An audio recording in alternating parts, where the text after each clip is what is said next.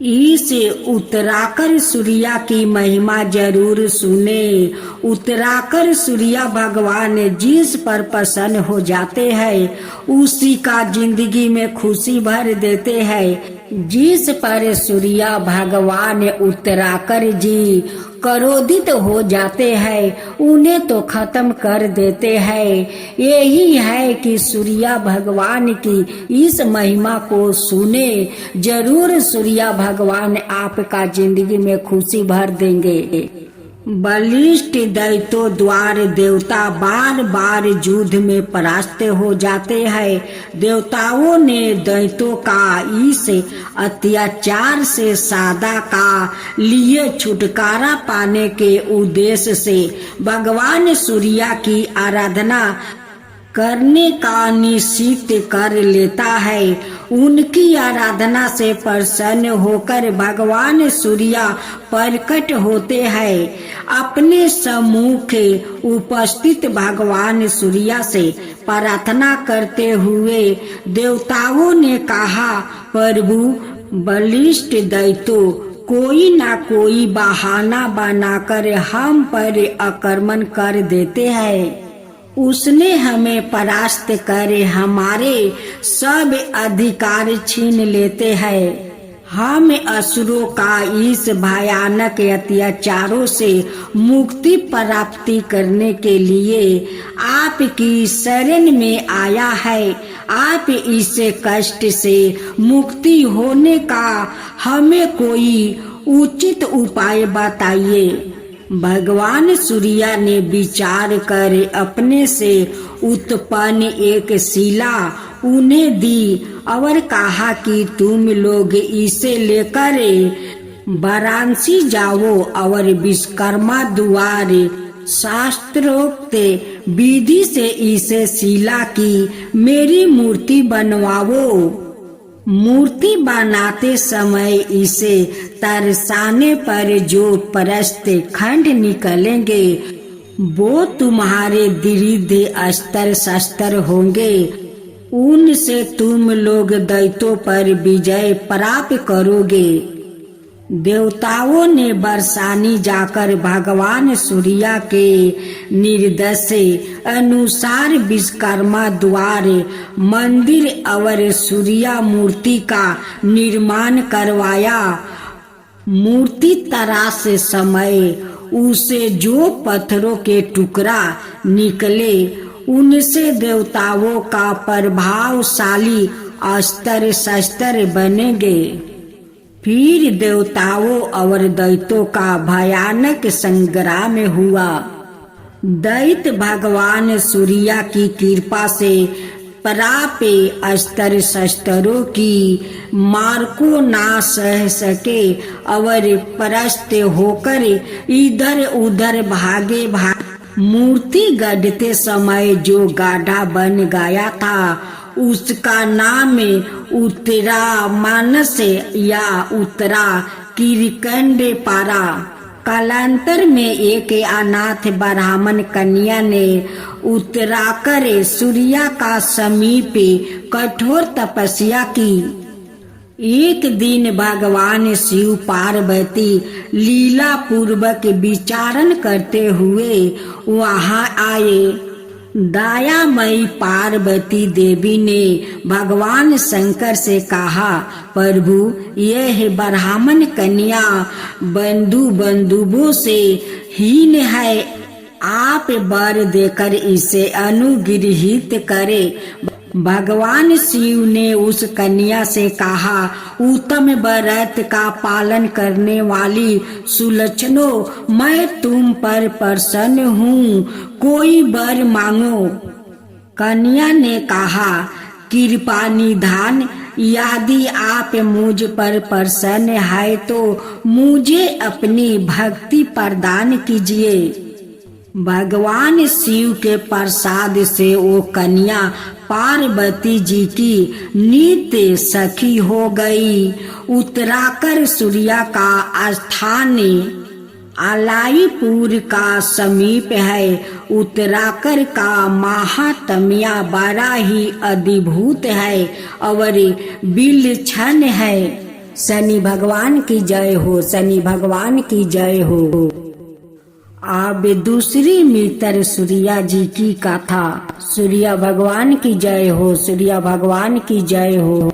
जो भगवान सूर्य ज्येष्ठ मास में मित्र नाम से जाने जाते हैं और जिनके साथ अत्रि, ऋषि, तक्षक, सर्प और पुरुषे, राक्षस, मेनका, अप्सरा, हाहा, गंधर्व और रथ अश्वन नाम का यक्ष निवास करते हैं, वो रात्रि का निवारण में अत्यंत पूट उदय पर्वत पर निवास करने वाले और अंधकार राशि का विनाश करने वाले भगवान मित्र हमें आनंद प्रदान करे। मित्र आदित्य 7 शस्त्रों किरणों से तपते हैं और उनका अरुण वरण है। द्वारका में भगवान श्री कृष्णा का 1,80,000 पुत्र थे। उनमें सांबे अत्यंत गुणवान था, रूपवान थे। एक बार देव ऋषि नारद भगवान श्री कृष्णा का दर्शनार्थ द्वारकापुरी पधारे। उन्हों देख कर सब यादव कुमारों ने प्रणाम करके उनका सम्मान किया, किंतु सांब ने अपने सौंदर्य के गर्व से उन्हें प्रणाम नहीं किया, अपितु उनकी वेशभूषा को देखकर हंस पड़े। सांबा का यह अभिनय देव ऋषि को अच्छा नहीं लगा। उन्होंने भगवान श्री कृष्णा से इसकी शिकायत किया।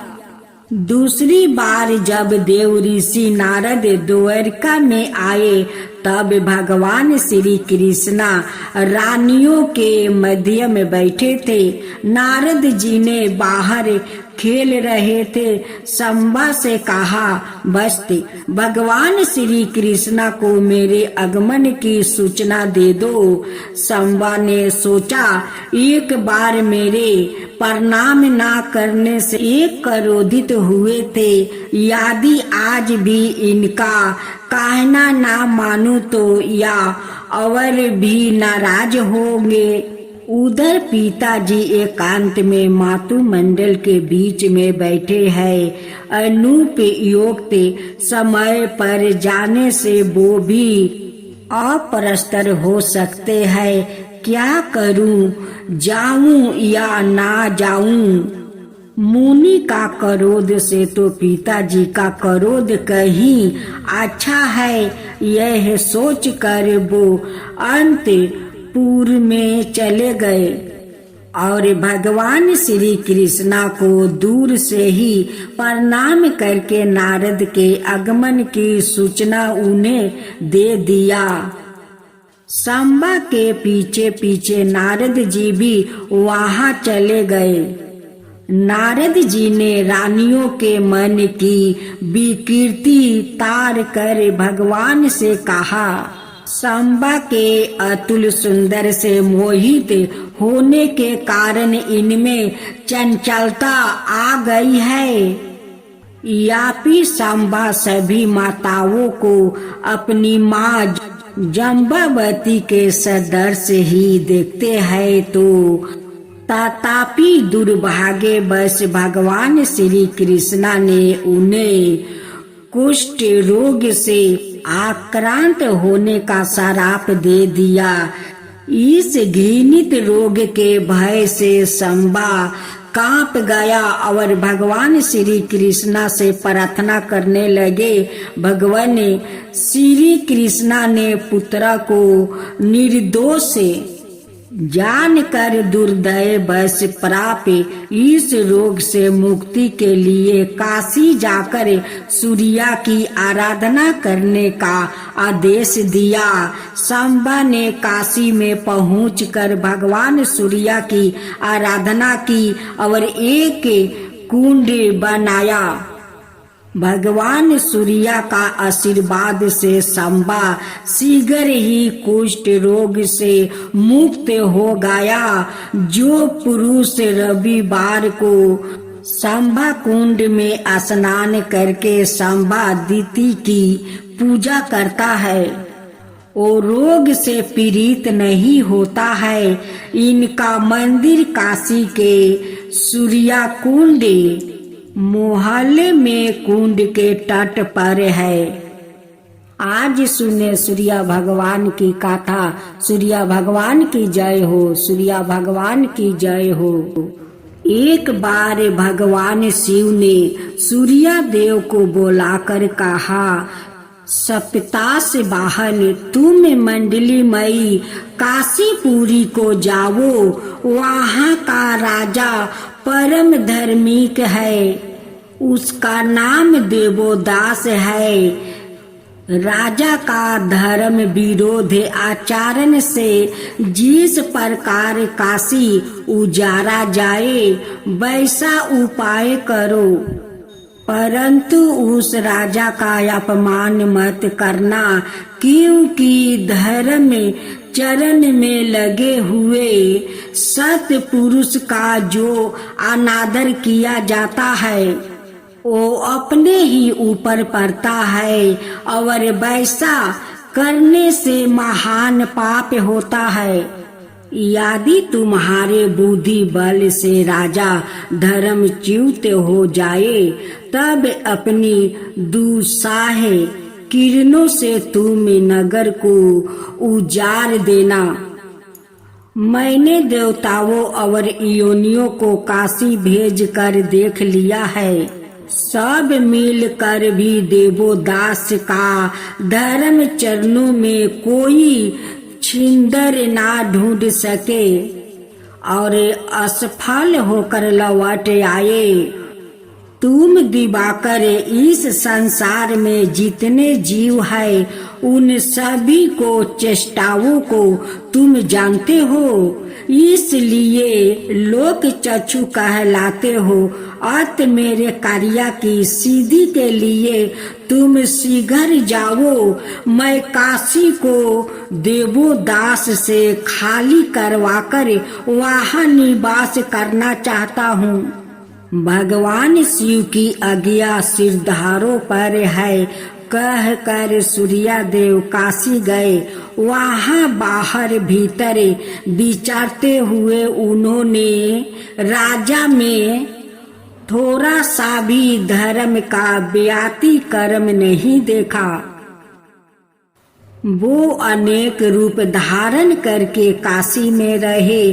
कभी कभी उन्होंने नाना प्रकार के दृष्टांतों और कथन को द्वार अनेक प्रकार के व्रत का उपदेश करके काशी के नगर नगरियों को बहकाने की चेष्टा की, किंतु वो किसी को भी धर्म मार्ग से डिगाने में असफल नहीं हुआ। इस प्रकार काशी में विचारते हुए सूर्य ने कभी किसी भी मनुष्य के धर्म चरण में किसी प्रकार का प्रसाद नहीं पाया। दुर्लभ काशीपुरी को पाकर कौन सचेत पुरुष उसे छोड़ सकता है। इस संसार में प्रत्येक जन्म में स्त्री और पुत्र धन मिल सकते हैं, केवल काशीपुरी नहीं मिल सकती है। इस प्रकार काशी का धर्माय प्रभाव को देखकर भगवान सूर्य का मन काशी में रहने के लिए लोल अर्थात चंचल हो उठा। इसलिए उनका काशी में लोलाकर नाम प्रसिद्ध हुआ। दक्षिण दिशाओं में उसी संगम का समीप लोलाकर स्थित है। वो सादा काशी में रहकर काशी निवासियों के योग क्षेमा का बहाना करते हैं। मार्ग शीर्ष मास की षष्ठी या सप्तमी तिथियों को रवि योग होने पर मनुष्य वहाँ की यात्रा और लोलाकर सूर्य का दर्शन करके समस्त पापों से मुक्ति हो जाते हैं। जो मनुष्य रविवार को लोलाकर सूर्य का दर्शन करता है उसे कोई दुख नहीं होता है।